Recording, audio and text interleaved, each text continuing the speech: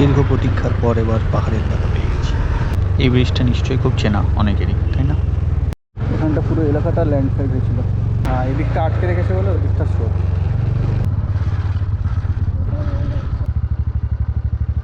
এখানটা দারুণ লাগছে না?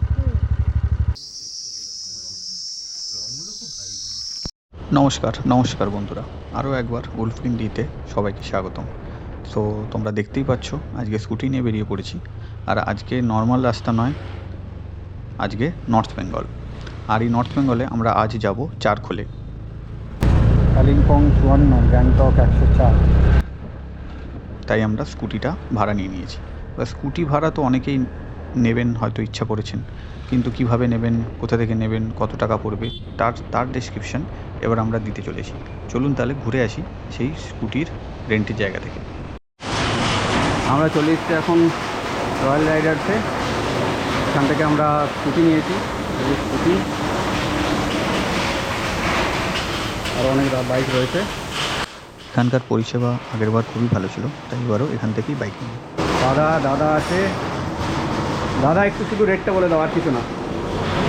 এই যে লিস্ট দেখে নাও, হ্যাঁ এর মধ্যে যা আছে সবগুলো সেম, সারা বছর সেম প্রাইস থাকে। আচ্ছা ঠিক আছে। আর মোটামুটি বেশিক্ষণ টাইম লাগেনি, 10 মিনিট আগেও এসেছি। সেই বিশ্বাসের ওপর আবারও দাদার কাছে আসা। এসেছে দাদা। ঠিক আছে দাদা, বেরিয়ে যাচ্ছি, খুব তাড়াহুড়ো আছে। ঠিক আছে, আবার দেখা হবে। Thank you. সো তোমরা দেখতেই পেলে আমরা রয়্যাল রাইডার্স এখান থেকেই স্কুটি নিয়েছি। আর এখান থেকে এখানে যেতে হলে শিলিগুড়ি বা নিউ জলপাইগুড়ি স্টেশন থেকে এনটিএস মোড় বললেই যে কোনো টোটো বা অটো পৌঁছে দেবে, 20 টাকা করে নেবে। আচ্ছা, এখন বাজে প্রায় 3:20, আর আমাদের এখান থেকে বেরোতে দেরি হয়ে গেল বিকজ অফ ট্রেন। এবার ট্রেন ছিল আমাদের 05931, যেটা Kolkata to NJP special train. আমি সাজেস্ট করব এই স্পেশাল ট্রেনে করে না যাওয়ার জন্যে, কেননা আমাদের প্রায় পৌঁছানোর কথা ছিল 11টায়, আর পৌঁছেছে প্রায় 2টো, মানে অলমোস্ট 3 ঘন্টা লেট। সো যাই হোক, তারপর আমরা এই সমস্ত কাগজপত্র মিটিয়ে স্কুটি নিয়ে, আর যেহেতু 3টে বেজে গেছিলো, তো আমরা একটা বিরিয়ানি ছোট্ট করে খাওয়া দাওয়া করলাম। আর বিশেষ করে আমরা স্কুটি চালাবো, তো তাই বেশি হেভি লাঞ্চ করিনি।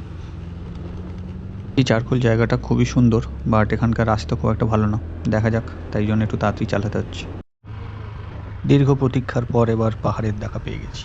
জ্যাকেটটা পরে নিয়েছি, কিন্তু ঠান্ডা বেশ লাগছে, মনে হচ্ছে জিপ আপ করে নিতে হবে।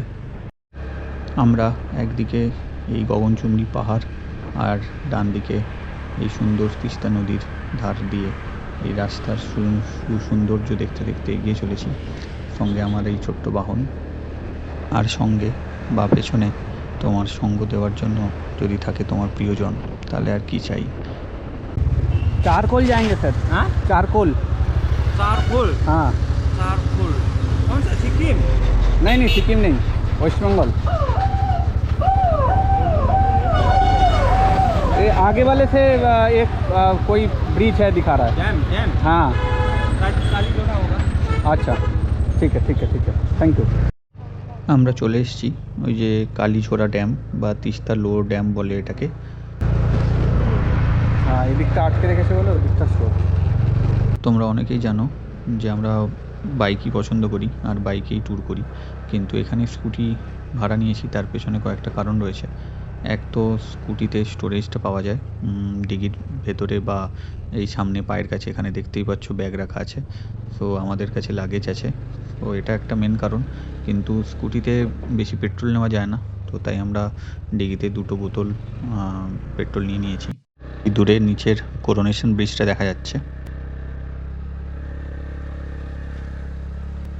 এবার আমরা চারখোলের উদ্দেশ্যে এই ছোট্ট রাস্তাটা ধরেছি, কিন্তু এই ছোট্ট রাস্তাটা খুব একটা ভালো না শুনেছি, তবে দেখতে পাচ্ছি এখনও অবধি ভালোই, তবে খুবই পাতলা, একটু দেখে চালাতে হবে।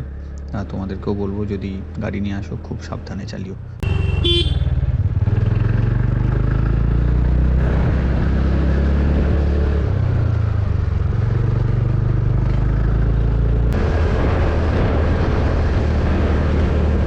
এই হিল স্টেশনে হঠাৎ হঠাৎ ব্রেক মারা যায় না, আর মোমেন্টামটা বজায় রাখতে হয়, সেটা সবসময় মনে রাখবে।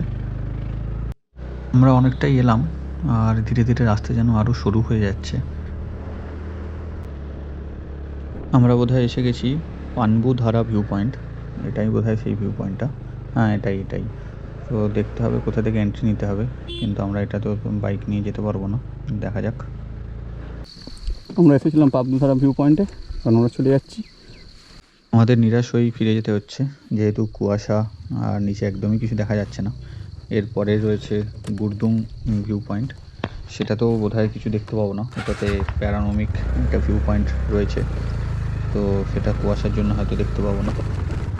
যারা বাইক নিয়ে এই পানবু ধারাতে যেতে চাও, এই একটা টাওয়ার আছে ডাইট সাইডে, এখান থেকে এই রাস্তা দিয়ে ঢুকতে পারো।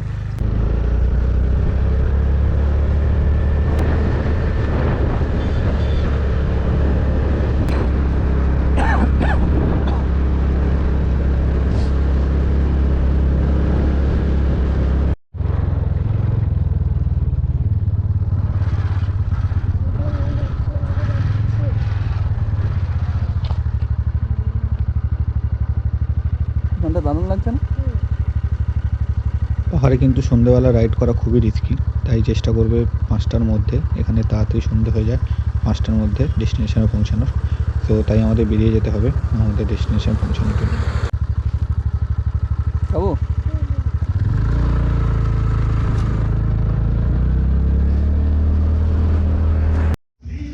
অনেকগুলোই হোমস্টে রয়েছে, সামনে যেটা দেখা যাচ্ছে লাল লোটা, ওটাতে আমরা আছি, রয়েছে গুরুং হোমস্টে। তারপরে ওইদিকে আছে একটা হোমস্টে, এটা গেটওয়ে হোমস্টে, নেহা হোমস্টে, যে ওপরে দেখা যাচ্ছে। চলো, প্রতিটা হোমস্টে থেকে একটা সুন্দর সুন্দর সব অর্কিড আর ফুল রয়েছে।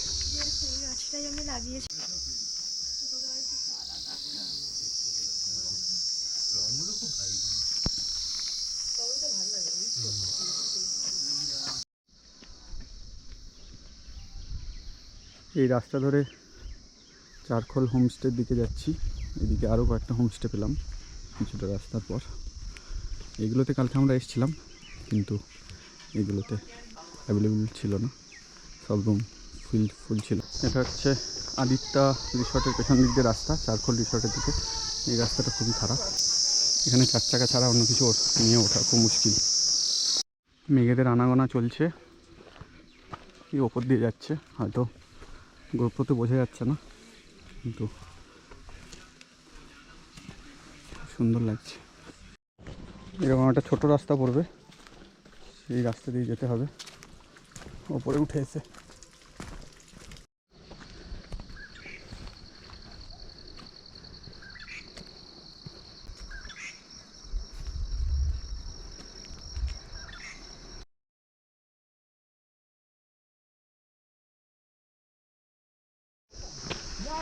পাইন ফরেস্টে যাওয়ার জন্য রাস্তাটা অনেকটা বেশি, প্রায় 20 থেকে 25 মিনিট চারখোল রিসর্ট থেকেও হাঁটতে হবে।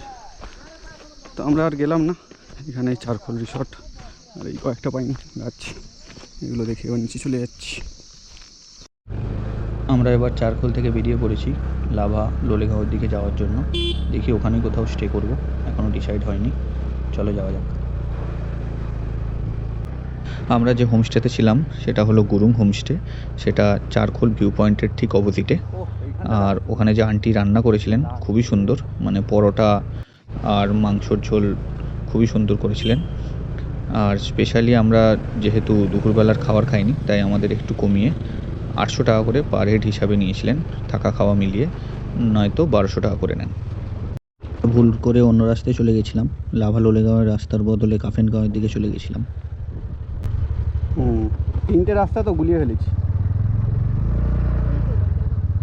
লোলেগাঁও সিধা দেখাচ্ছে, তো কালিম্পং ওইটা, লোলেগাঁও সোজা, আর বাগডোগরা নিচেরটা।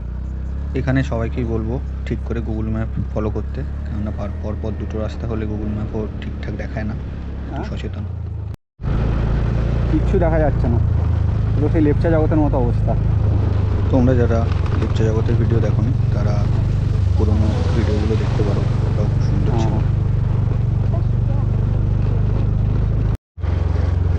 কিছুই বোঝা যাচ্ছে না, 25-এর ওপর গাড়ি উঠছে না। একেই বলবো হাতে 1.5 থেকে 2 ঘন্টা এক্সট্রা নিয়ে চলবে, আর জার্নিটাকে এনজয় করবে, কেননা হঠাৎ করে ওয়েদার চেঞ্জ হয় পাহাড়ি রাস্তায়, সো টাইম অনেকটা বেশি লেগে যেতেই পারে। আর ডেস্টিনেশনের জন্য তাড়াহুড়ো করবে না, তাড়াহুড়ো করলে তোমার জার্নিটাই হবে না ঠিকঠাক। তো চেষ্টা করো ধীরে ধীরে চালানোর আর সেফলি চালানোর, আমার সঙ্গে এই জার্নিটাকে এনজয় করার। তো যেটা সারা জীবন মনে থাকে। সবাইকে একটা কথা বলবো, পুরোটা গুগল ম্যাপের ওপর ভরসা করে যাবে না। আর স্থানীয় যারা রয়েছেন তাদের কাছ থেকে কিছুটা রাস্তা মাঝে মাঝে জানতে যেও, তাহলে কী হবে মানে তোমরা ঠিক যাচ্ছ কি না সেটাও বুঝতে পারবে। আর সেই রাস্তা থেকে অন্য কোথাও যাওয়া যায় কি না বা অন্য কোনো রাস্তা আছে কি না সেই সম্বন্ধেও জানা যাবে। আর কিছু মানুষের সাথে, নতুন মানুষের সাথে পরিচয় হবে। আমরা মেন রোডে উঠে গেলাম। মেন ফরেস্ট এখানে আছে। এখানটা পুরো এলাকাটা ল্যান্ডস্লাইড হয়েছিল, পুরো এলাকাটা। এই তো ক্যাফের 8 মিনিট লোলেগাঁও ইকো পার্ক যাবে নাকি? আমরা চলে এসেছি।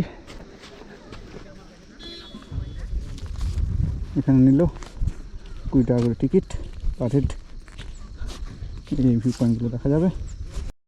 এখানে পুরো কুয়াশাতে ঢেকে গেছে, তো বেশি কিছু দেখা যাচ্ছে না, সঙ্গে হালকা হালকা বৃষ্টির মতো হচ্ছে। মেবি পরিষ্কার দেখতেও পাচ্ছ না তোমরা। চলো নিচে যাওয়া যাক। নিচে একটা ব্রিজ আছে, বোধহয় হ্যান্ডমেড, ওটাতে অনেকে উঠছে, ওই যে দেখা যাচ্ছে।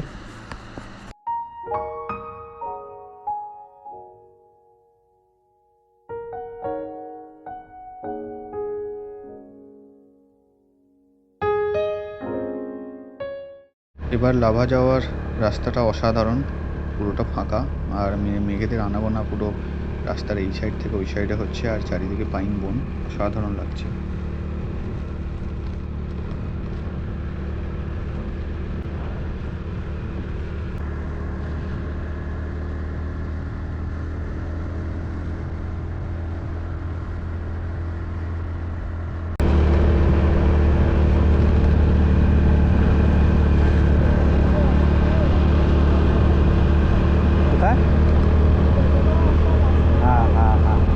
তবে এত পাইন বন ছিল না।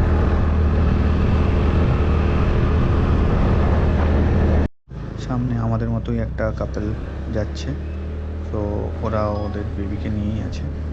তো ওরা যদিও স্থানীয়, কিন্তু ওদের সাথে কথা হলো, ওরা ওই দিকেই যাচ্ছে, লোলেগাঁওয়ের দিকে। চলো ওদের সাথেই রাইড হচ্ছে এখন, চলো।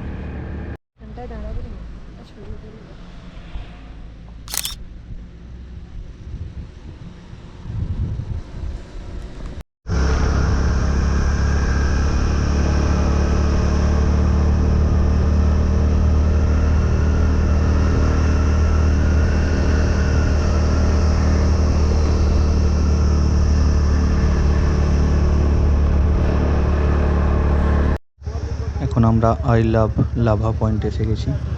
এখানটাও খুব সুন্দর, বাট কুয়াশার জন্য দেখা যাচ্ছে না, আমরা বেরিয়ে যাচ্ছি তাই। হঠাৎ করে রাস্তার ধারে দেখলাম এরকম একটা জল রিজার্ভ করার জায়গা, খুব সুন্দর। আমরা মনেস্ট্রিতে ঢুকে পড়ছি।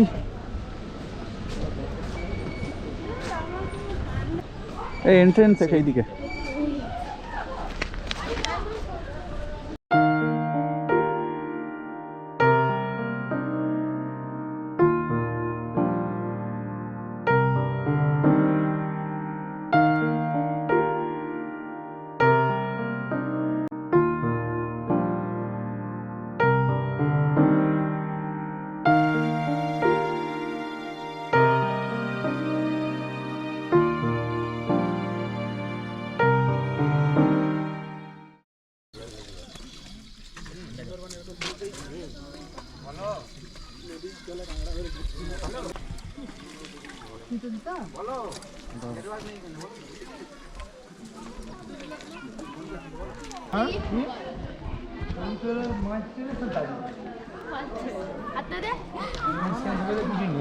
পুরো পাইন বনে ভর্তি দেখো।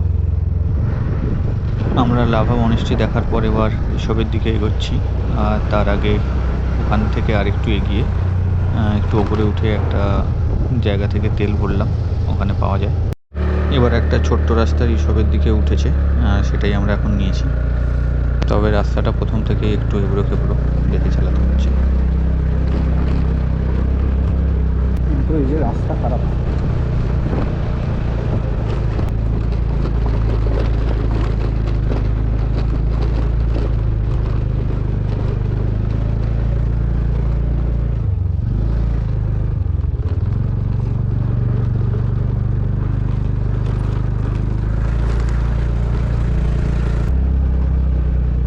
পাইন বোন চাইছিলে না? এটা একদম সলিড পাইন বোন।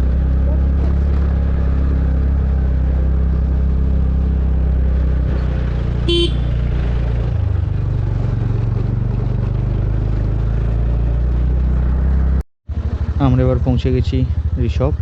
এখানে দেখতেই পাচ্ছ আই লাভ ঋষভ।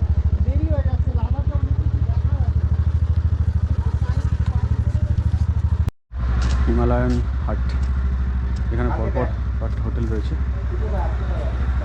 সামনেই হচ্ছে আই লাভ ঋষভ লেখাটা।